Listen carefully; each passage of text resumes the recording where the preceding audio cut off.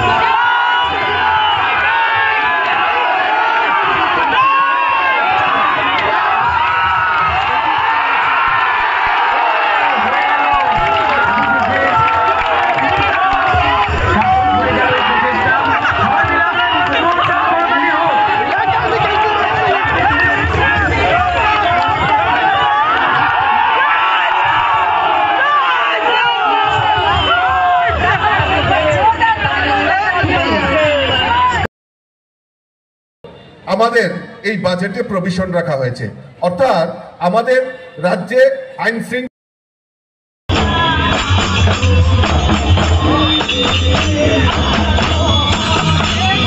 যারা রয়েছেন আপনাদের প্রত্যেককে অনুরোধ করবো আমাদের রাত অবধি নানান রকম অনুষ্ঠানের আয়োজন রয়েছে, অবশ্যই আপনাদের মূল্যবান উপস্থিতির মধ্য দিয়ে আমাদের এই আয়োজনকে সার্থক করবেন।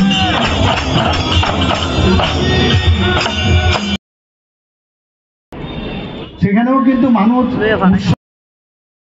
পালন করেছে, কিন্তু এই উৎসব পালনের মধ্যে আমাদের যে কৃষ্ণের রাজ অন্দরে যে হোলি গান হতো সেই অনুষ্ঠান খুবই প্রয়োজন।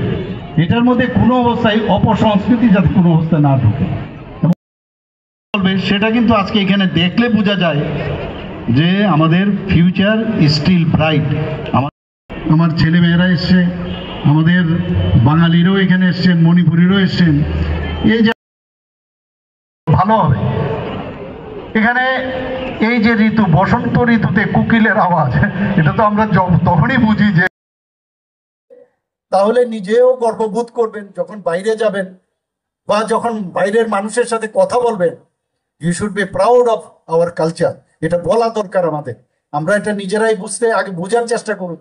আমি নিশ্চিত এখানে বহু লোক ত্রিপুরাকে ভালোভাবে চিনেও না, যায়ও না। আগরতলায় থাকলো বা যে যে জায়গায় আছে বাসে এতটুকু, এখান থেকে কেউ যাবে ওই মরিশাস যাবে, কেউ কোথায় যাবে, সিঙ্গাপুর যাবে, থাইল্যান্ড যাবে। আরে আগে তো ত্রিপুরাকে বুঝো। ত্রিপুরার মধ্যে অনেক জায়গা আছে যেখানে কোনো অংশে ত্রিপুরার মানে দর্শনীয় জায়গা সব। আগে নিজেকে চিনা, অর্থাৎ নিজের যে চিন্তা ভাবনা, সেটা নিজেকে চিনার মধ্যে যে আনন্দ, সেটা যেমন ব্যক্তিগতভাবেও হয়, রাজ্যের বেলাও সেটা সেরকম। আপনাদের বুঝতে হবে যে এই ত্রিপুরাকে কারা সামনের দিকে এগিয়ে নিয়ে যাবে, এই দেশকে কে এগিয়ে নিয়ে যাচ্ছে। আজকে প্রধানমন্ত্রী নরেন্দ্র মোদীজি যেভাবে দেশকে এগিয়ে নিয়ে যাচ্ছেন সেটাকে বুঝতে হবে আপনাদের। এখানে কোনো আর মানে কিন্তু উপরন্তু থাকার কোনো কথা নয়। বারবার মাননীয় প্রধানমন্ত্রীজি যেভাবে দেশকে সুরক্ষিত রাখছেন, আজকে দেশের ইনফ্রাস্ট্রাকচার ডেভেলপমেন্ট করছেন। 11তম অর্থনৈতিক যে পজিশন, সেখান থেকে আগামী দিনে উনি চাইছেন যে 2000 মানে আমাদের থার্ড পজিশনে আনার। একদিকে অর্থনৈতিকভাবে সুরক্ষার ক্ষেত্রেই বলুন, আমাদের সোশিও ইকোনমিক্যাল স্ট্যাটাসই বলুন, গরিব, এতদিন ধরে আমরা গরিব মানুষদের জন্য আমরা অনেক সরকার দেখেছি, গরিবের জন্য মায়া কান্না, সেই কুম্ভীর আশ্রম আমরা দেখেছি। কিন্তু সত্যিকারের অর্থে মাননীয় প্রধানমন্ত্রীজি যেভাবে প্রতিটা প্রকল্প, যা প্রকল্প হয় সবকটা প্রকল্পই দেখা যায় গরিব মানুষ, আম জনতার জন্য করেছেন। কারণ উনি একটা চাইওয়ালা ফ্যামিলির থেকে উনি এসছেন, আমরা সবাই জানেন। এবং উনি জানেন গরিবই কি, আমরা এগুলো আগে বুঝতাম না। উনি সেটাও বলছেন না শুধু গরিবেরই খালি উন্নয়ন হোক, সমস্ত খেটে খাওয়া মানুষ, সে কৃষকেই হোক, অন্নদাতা আমাদের যুবক হোক, মহিলা হোক, সবার উন্নতি উনি চান। তো এই ধরনের মানসিকতা কিন্তু আগে আমরা দেখতাম না। এবং একটা ডিভাইড অ্যান্ড পলিসি করে এই চেয়ারের উদ্দেশ্যে যা খুশি তাই বলার আমরা দেখছি। আমরা দেখি যে কংগ্রেসের সময় একই অবস্থা, ইউপিএর সময় একই ঘটনা। মানে আমাদের আজকে সুরক্ষার দিকে যদি আমরা চিন্তা করি, আমাদের হাজার হাজার বর্গ কিলোমিটার আজকে চাইনা আমাদের নিয়ে গেছে।